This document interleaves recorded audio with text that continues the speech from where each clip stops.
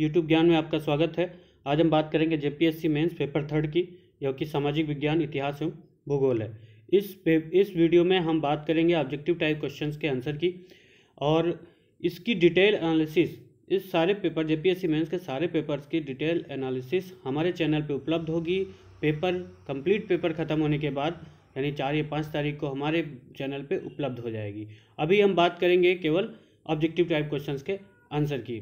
और साथ ही बता दें कि जितने भी पेपर आपके हुए हैं मेंस में, जितने भी पेपर होंगे उनके हर क्वेश्चन की एनालिसिस होगी, जिसमें आपने क्या पॉइंट दिए हैं, क्या पॉइंट देने चाहिए थे, उन सब की एनालिसिस करेंगे, जिससे आपको एक अंदाज़ा लग जाएगा कि हाँ आपने क्वेश्चन कैसा किया है, आपका पेपर कैसा किया है। तो वो हमारे चैनल पे उपलब्ध होगा। जस्ट सारे एग्जाम पेपर ख़त्म होने के बाद उपलब्ध होगा। तो आपने चैनल अगर सब्सक्राइब नहीं किया है तो कर लीजिए, क्योंकि हम पूरी एनालिसिस इस पर देने वाले हैं। ठीक है, आज हम बात करेंगे कि ऑब्जेक्टिव टाइप क्वेश्चन, जो कि 20 क्वेश्चन होते हैं, कंपलसरी होते हैं, उनके आंसर्स की। चलिए शुरू करते हैं। देखिए, इसमें पहला क्वेश्चन है आपका, किसने मगध साम्राज्य में वज्र गणसंघ को हराकर आत्मसात किया। तो इस क्वेश्चन को देखिए दो तरीक़ों से कर सकते हैं। एक तो आपको सीधा पता होता तो आप कर लेते, या फिर आपको नहीं पता होता तो आप नेगेटिव मेथड का यूज कर सकते थे, एलिमिनेटिव मेथड का यूज कर सकते थे कि महापद्मनंद और अशोक और चंद्रगुप्त इनके साम्राज्य में, महापद्मनंद के साम्राज्य में पहले से वज्र संघ मौजूद था, तो इसका मतलब इससे पहले किसी ने किया होगा। तो वो पहले केवल एक ही नाम आता है, अजातशत्रु का। उसके बाद सारे ये शासक हैं, तो इसका सही आंसर होगा अजातशत्रु। ठीक है। बात करते हैं अगले क्वेश्चन की। दूसरा क्वेश्चन है, हड़प्पा किस नदी के किनारे स्थित था। ये काफ़ी आसान क्वेश्चन था। इसमें क्या एनालिसिस की जाए, डिटेल दिया, ये है रावी इसका आंसर। ठीक है। अगला है, निम्नलिखित में से किसने महमूद गजनी के हमले के बाद सोमनाथ मंदिर का पुनर्निर्माण किया। देखिए, ये थोड़ा कन्फ्यूजिंग हुआ था क्वेश्चन कि जितने भी एग्ज़ाम दिए लड़के, उनसे बात हुई तो उन्होंने बताया कि हाँ, ये क्वेश्चन कन्फ्यूज कर रहा था, क्योंकि भीमराज प्रथम और भीमदेव एक जैसे नाम दोनों दिख रहे हैं। ठीक है, लेकिन इसका जो सटीक आंसर होगा मेरे हिसाब से भीमराज प्रथम होगा, क्योंकि इनका शासनकाल 1022 to 178 था। ठीक है, भीम द्वितीय ने भी मंडप का निर्माण कराया था, लेकिन इसका तुरंत उनका शासनकाल होता है, तो इसलिए इसका आंसर भीमराज प्रथम होना चाहिए। ठीक है। अगला है, किस मुगल शासक ने भारत में ऑटोमन युद्ध पद्धति को अपनाया। ऑटोमन युद्ध पद्धति का मतलब है कि सेना की व्यवस्था ऐसी करना कि 3 तरफ से सेना को तैयार करना, चौथी तरफ से आक्रमण करना। ठीक है, जिसका उपयोग बाबर ने भारत में सबसे पहले किया था। उसके थ्रू राणा सांगा की सेना को हराया था, जिसमें खानवा का युद्ध था, जिसमें जिहाद का नारा भी दिया था। उससे पहले उसने 1526 में पानीपत का युद्ध किया था, लेकिन उसमें उसको इतना डिटेल में व्यवस्था, अपनी सेना को व्यवस्थित करने की जरूरत नहीं पड़ी जितना उसको खानवा के युद्ध में पड़ी थी। तो उसमें उसने उपयोग किया था, बाकायदा बारूद का उपयोग किया था, गोलों का उपयोग किया था। तो वो ज़्यादा इम्पोर्टेंट युद्ध था बाबर के लिए। ठीक है, तो बाबर, इसका सही आंसर जो मेरे हिसाब से होगा वो बाबर होगा। अगला क्वेश्चन बढ़ते हैं, हु रोट हुमायूंनामा। हुमायूंनामा की रचना किसने की थी। तो इसका आंसर देखिए, बदायूं, अबुल फजल अहमद यादगार। ये तीनों आंसर नहीं है, तो इसका answer none of the above होगा। किसने की थी, तो उसकी रचना की थी गुलबदन बेगम ने। तो इसका आंसर हो जाएगा नन ऑफ द अबव। ठीक है। अगला क्वेश्चन बढ़ते हैं, in which year the Dutch landed in India, यानी किस वर्ष में डच भारत आए। इसका आंसर होगा, सीधे फैक्चुअल क्वेश्चन है, 1605। अगला क्वेश्चन है आपका, मित्र मेला का बाद में पुनर्नामकरण हुआ था।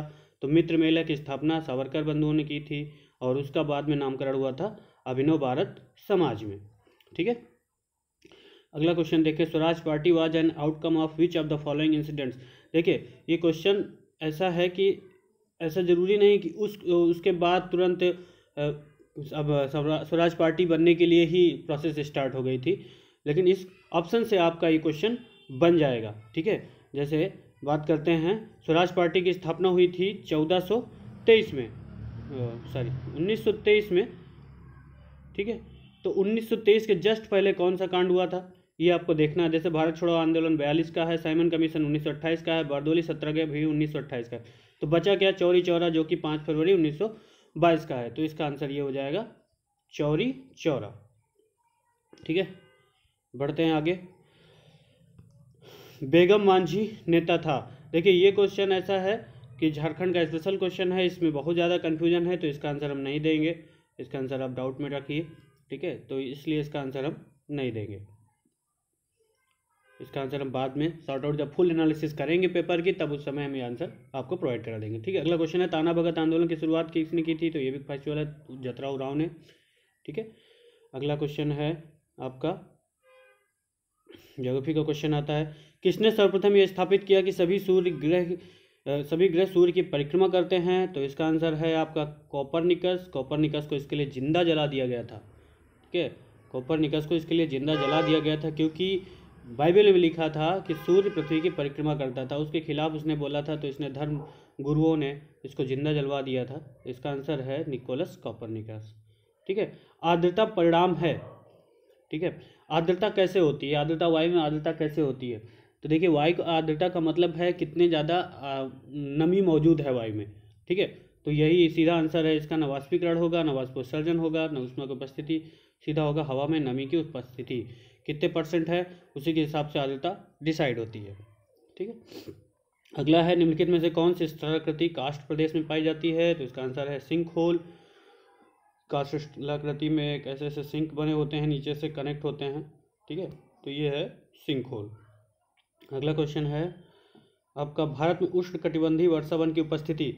देखिए, ये क्वेश्चन अगर आपको नहीं पता था तो आपको इसको करने का एक ट्रिक था कि आप 23.5 डिग्री से नीचे चले जाते तो उष्णकटिबंधीय वर्षावन आपको मिलते।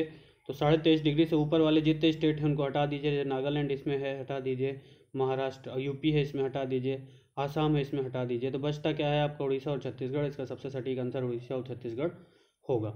ठीक है, अगले क्वेश्चन की बात करेंगे, निम्नलिखित खनिजों में से भारत किस खनिज का विश्व का सर्वाधिक भंडारक है? तो इसमें आपका आंसर है कायनाइट। ठीक है, मैग्नीज का दूसरा भंडारक है, सबसे ज़्यादा जिम्बाब्वे में है, तो कायनाइट भारत में सबसे ज़्यादा भंडार है कायनाइट का। भारत में लेटराइट मृदा का सर्वाधिक जमाव किस राज्य में है? तो ये आपका स्टेट का क्वेश्चन है, झारखंड राज्य में सबसे ज़्यादा लेटराइट मृदा का जमाव है। ठीक है, अगला क्वेश्चन है, which census year is known as big divide as और डेमोग्राफिक डिवाइड इन इंडिया?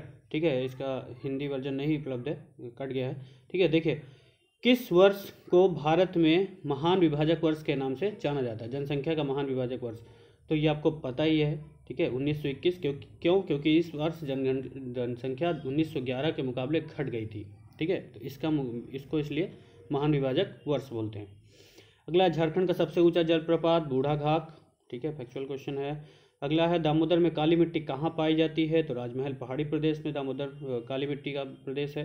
ठीक है, अगला क्वेश्चन जी, यहाँ पे आपके 20 क्वेश्चन के आंसर खत्म होते हैं। ठीक है, ये हुआ एनालिसिस क्वेश्चन की ऑब्जेक्टिव टाइप की। इसकी फुल एनालिसिस हमारे चैनल पे बहुत जल्द उपलब्ध होगी, पेपर खत्म होने के बाद तुरंत बाद सारे पेपर्स की उपलब्ध होगी। ठीक है, और अभी तक आपने सब्सक्राइब नहीं किया है तो कर लीजिए। इसके साथ साथ फेसबुक और टेलीग्राम पर भी चैनल यूट्यूब ज्ञान मौजूद है, आप लाइक कीजिए वहाँ पे जाके। ठीक है, सब्सक्राइब कीजिए। Thank you. अगर आपको यह वीडियो पसंद आया तो लाइक करें, अपने दोस्तों के साथ शेयर करें, साथ ही सब्सक्राइब करते हुए बेल आइकन भी दबा लें। Thank you.